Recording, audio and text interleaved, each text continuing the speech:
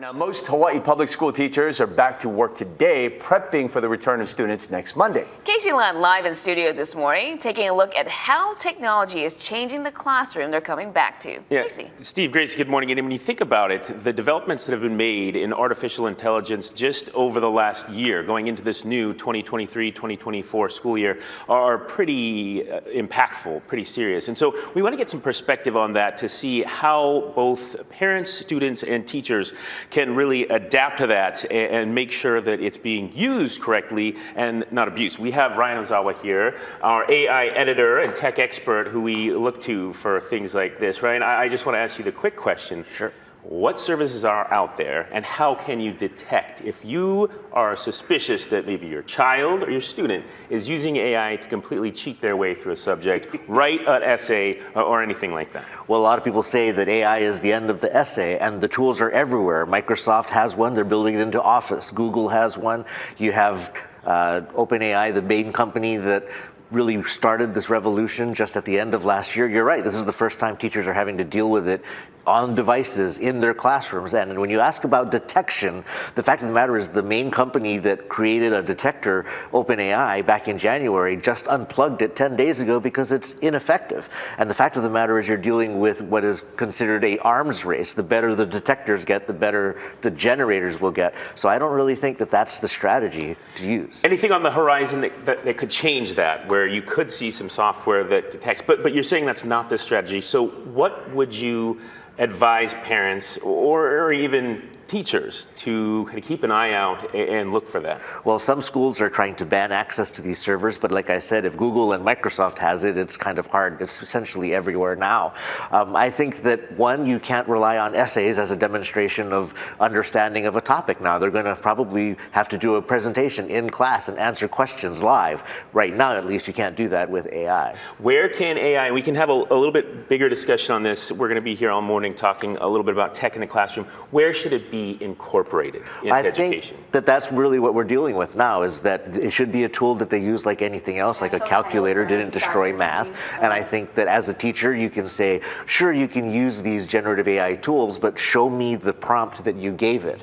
A lot of people say that prompt engineering is going to be the job of the future, being able to write the instruction to an AI in an effective way.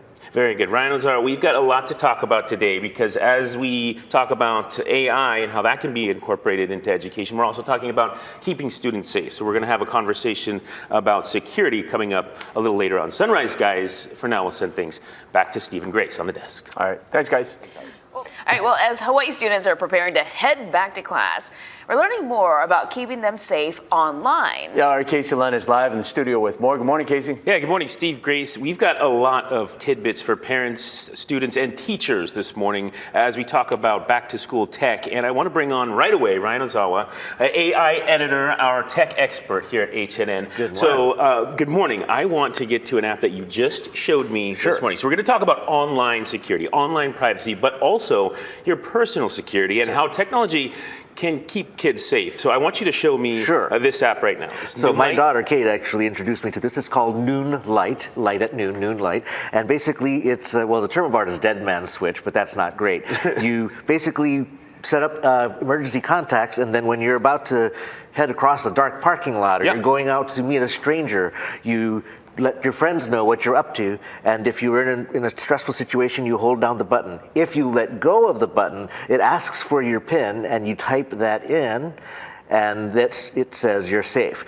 The reason why that's important is if someone takes the phone away from you or you have to run for safety and you don't punch in your PIN, it immediately sends out alert to your contacts. So, yeah. Pretty incredible, and I think really useful, especially for folks on college campuses in the dark, walking by themselves. Very interesting. Noonlight, correct? Yes, Noonlight. I want to talk about another app that you shared with me too, and that is checking on whether or not you've been hacked. Yes. This is super important for everybody, right? Right. Even people who have the best strategies and techniques for keeping their information safe, you can be compromised by other people and other websites. So a website called Have I Been Pwned, that's like owned, but with a P, it's a tech term or a geek term. You put in your email address and it basically says, has your information been in any database? And I am willing to bet, I'm willing to eat my hat if your name is, if your email address that you've had for at least a year is not in this database. Yeah, and so when we're talking about those Noonlight apps, are those free or are they pay apps? And can you tell us a little bit about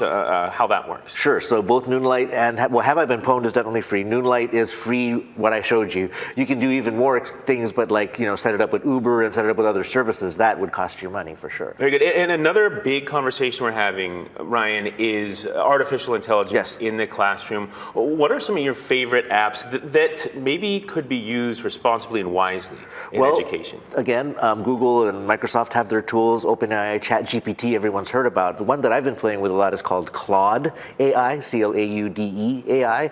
And I would encourage students and teachers to experiment with that to help them write or start an essay, for example. Very good. Ryan Ozawa with us. We're going to have conversations about artificial intelligence, how it could be applied in the classroom setting, and how to use it responsibly. We've got a lot to talk about this morning as we get ready to send folks, students that is, back to class. I'm not going back to school anytime soon.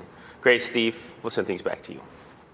All right, 6:07, it's that time of year. Hawaii students are heading back to school very soon. Casey Lund is live in studio talking about the latest tech that students and teachers are using. Casey. Yeah, good morning, guys. They may have some new tools and some new pitfalls when they return to class. And we're talking about artificial intelligence. I can't remember a newscast where it hasn't been somewhere in our rundown, and used for all sorts of things, airlines, farming, and we're talking about how it could be applied in the classroom. And I want to bring Ryan Ozawa on, our tech expert, AI editor. Ryan, first I want to talk about the big question that a lot of people are concerned about. If you are concerned that your child, or if you're a teacher and you're worried that your student is using that to completely fabricate a math project or an essay, what resources are available to check that and detect that? Well, a lot of people think that there was going to be a tool that could detect it, but because the purpose of the developers who are creating this AI technology is to circumvent them, it's going to be an arms race that will never end. So I don't think that you can rely on a detector. I think you just need to teach students about ethics and disclosure and probably how to actually implement and use AI in the classroom responsibly. And let's talk about that. Where are some areas we talked a little bit about how students can use it and writing a right prompt and how to do that ethically. I want to talk a little bit about how educators could bring AI into their classroom and use it ethically and try and, I guess, be more efficient. Is that one of the applications for it? Certainly, and I think that as these tools are now being built into office applications, things that you use in business every day, in your email clients, I think that it's sort of like wanting to teach a student how to use a calculator to understand math. I think that in the case of using AI, you would want them to both experience a really good experience, like it wrote a really nice starting point for an essay, but also they need to understand about the hallucination, the fact that AI is only guessing what the next word is in a sentence is going to be, and can sometimes make something completely up that is false. That's also important. Your personal philosophy on this kind of technology, is it the end of the essay? Is it the end of real work in college, in high school, or is it a positive tool? How do you feel about it personally, as somebody that's really studied this and knows all about it? Like a hammer, it can build something or destroy something. I think that you just want to use it responsibly. I believe that essays are not going to be the best way to measure someone's understanding of a topic. I think that it's going to be having a conversation with your student and just having them demonstrate their mastery of a topic, being able to ask a question and answer it live. Very good, Ryan. And really quickly before we go, ChatGPT, of course, the big one. A couple of other AI apps that you like that could be applicable and useful in the class. Well, I use Claude AI, like C-L-A-U-D-E AI. It's like ChatGPT, but it has, I find that its writing is actually a little smoother. So I would play with that one. I'm going to try that out later today. my next report. To write your news. Yeah, Ryan was all with us today. Appreciate it. We have a lot to talk about. We're going to talk a little bit about some other apps that can help students in the classroom study and focus and make sure they're taking care of themselves and being safe online. That's coming up a little later on Sunrise. Guys, we'll send things back over to the desk for now. We're going to have to double check his work. Or if sound sharper or smarter in the next report. That's our producer's job every day, double checking my work. Thanks, Brett. Well, as Hawaii students are preparing to head back to class, we're learning more about keeping them safe online. Yeah, and our Casey Lund is live in studio with more on this. Good morning, Casey. Hey, good morning, guys. And we're talking, as you mentioned, about online security. We've also been having conversations about artificial intelligence and how that can be incorporated into the classroom. And to get some good perspective on this, we have Ryan Ozawa here, our tech expert, AI editor. I want to ask you a little bit about keeping students safe online. And these are also tools and apps that we're going to be sharing with folks that anybody can use. And I want to start with protecting passwords and seeing whether or not you've been compromised or you've had a data breach. Can you tell us a little bit about that? Certainly, even if you use a different password for different services, as you should, even if you change your passwords regularly, as you should, the fact of the matter is, even through someone else's actions, you can be compromised. And there's a great website called Have I Been Pwned? That's like owned, but with a Yes. P. It's a hacker term. World of Warcraft term, isn't it? It's a gaming term for sure. And all you do is you put in your email address, and it checks if your email address is in any data breach reported anywhere. And the fact of the matter is, if you've been using email for more than a year, there's a good chance that your information is in this database. Oh, can I ask you about action items after you've identified that you've had some kind of a breach or you're worried about that? What should you do? Well, you should certainly change your passwords, and if you're not using the same password everywhere, I mean, that's really important, because you might say use the same password for Netflix than you do for your medical records, but if one is compromised, they're all compromised. So like an app like 1Password, which even lets you share passwords with family, I would recommend that. Really quickly before we go, I just want to show this app one more time because I think it's so cool. Sure. I want to show that Noonlight Okay. app really fast. So if it's we called can. Noonlight. Basically, you set up people that you want to have notified. If you walk into a dark parking lot or you're meeting a stranger, if you let go of the button, it asks for your pass key, and if you don't put one in, it's going to notify security or your friends that something is wrong. Noonlight and Have I Been Pwned? I appreciate you, Ryan. So I'm going to keep you around. We're going to talk a little bit about AI again coming up later on Sunrise, and also some apps to keep students on task, focused, and help them with note-taking and their well-being overall. Guys, we'll send things back to you for now. Hawaii students are heading back to school very soon. Yeah, Casey Lund live in studio talking about the latest tech that students and teachers are using. Casey. Hey, good morning, guys. We have a whole week of back-to-school coverage lined up. We're going to be talking about pedestrian safety tomorrow. We talked about back-to-school prices yesterday. But today, yes, we're focusing on tech, a little bit about AI and how that can be incorporated into the classroom ethically and how students and teachers can both take advantage of that responsibly. But we're also sharing some technology and some apps that those folks could find really useful, especially in this new school year. Ryan Ozawa is with us, our tech expert, AI editor. Ryan, tell me about some of the top apps that you have for students to study, focus, and take care of themselves. Sure. Well, on the study side, I like to think about note-taking apps. There's a very popular app called Notion now, which is kind of replacing Google Docs and things like that. It's collaborative. It has more power. It's a combination of a spreadsheet, of a note card system, and everything. So Notion would be up there. But when you talk about note-taking, I think some people have heard of a tool called Otter. You mentioned another app that you use. Yeah, we use Otter for transcription. And I think actually, if we can, we do have a graphic with some of those. Right. So folks, if they want to take a picture, but those transcriptions apps can be really, really useful for note-taking. Yeah, and there's one called Glean, which is specifically focused on the classroom. So imagine it is trying to help you transcribe what your professor or your teacher says, but also helps you organize it, find the key takeaways. You know, there's a movie called Real Genius back in the 80s, and there's a teacher talking to a room full of tape recorders. I kind of wonder if we're going to get that in with these tools. But when you talk about things to help you focus, both iOS and Android have tools built in, either called Screen Time or Digital Wellness, that help you track how much you're using your computer or you're using your devices. And finally, an app called Forest can actually force you to not distract yourself with your phone, so you do focus on your studies. Right, before we went on, Ryan, I looked at my screen time, and it was up 122% from last week. Well, you know, we do live on these devices. Yeah, it's a good reminder to keep an eye on that, both for yourself and especially for your kids as they need to be focused on school. I want to ask you really quickly before we go, because I think this is an important question as we go into this new school year, the first time a lot of people are interacting with artificial intelligence. There is some advice for parents and teachers. There's not really an app to detect whether or not your student's using that to cheat, right? Yeah, you can't tell. The technology is going to always advance faster than the detection, so you should embrace it head on and help your students understand how they can use it responsibly, disclose that they use it certainly, and most importantly, check the work. Don't just just turn in anything that AI spits out. Very good. We're going to talk a little bit more about that coming up a little later on Sunrise. For now, Steve and Grace, we'll send things back over to the desk. Is screen time up 120%? Yeah, I It's spend already way too much high. time on my phone. Most of it right here in studio. Yeah. Yes. Just kidding. All right, thanks, bud. At 7:36, most Hawaii public school teachers are back to work today, prepping for the return of students next Monday. Casey Lund live in studio, taking a look at how technology is changing the classroom. Casey. Yeah, good morning, guys. And there is a lot to consider as students head back to class. Most Hawaii public school students heading back to class on August 7th. We're talking specifically right now about AI, artificial intelligence, how that can be implemented, and what folks should watch out for, both parents and teachers as well as students. Ryan Ozawa is with me this morning. I want to talk a little bit about some of the best and most useful apps for students, for teachers, and how they could be applied in the world of education. I think that that's really the strategy. You can't detect, you can't prevent these tools from being used, and a year ago we weren't talking about them. I think it's in part because journalists' jobs are now being threatened, but anyway, the fact of the matter is AI is here to stay. It's going to be infused in the tools that your students work with in the real world when they graduate.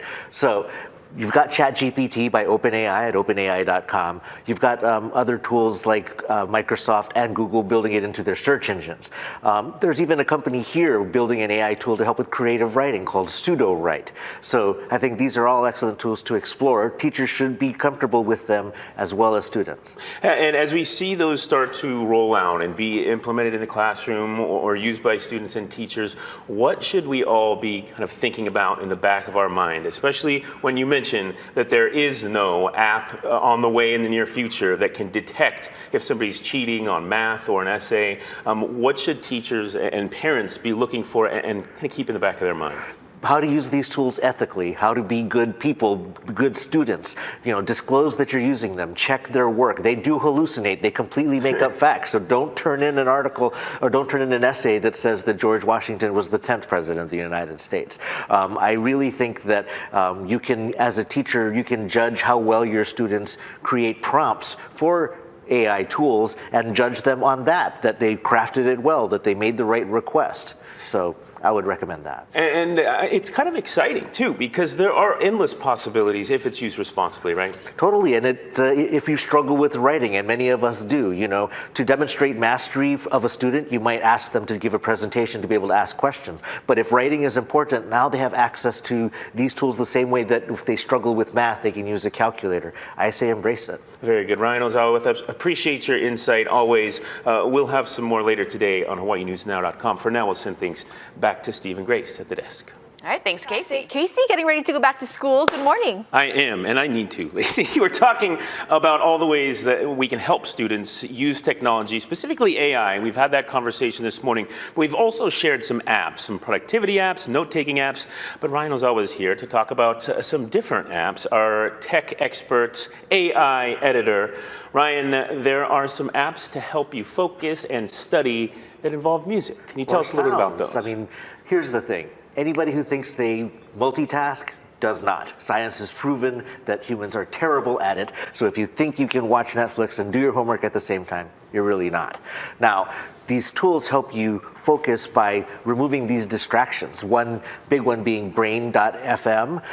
It plays audio. It could be music. It could just be something like lo-fi beats, the same thing you can get on YouTube for free. But it can also emulate the sounds of a coffee shop. It can emulate the ocean waves or a breeze or even a thunderstorm. And the fact of the matter is these white noise generators make it possible for you to focus on the task at hand.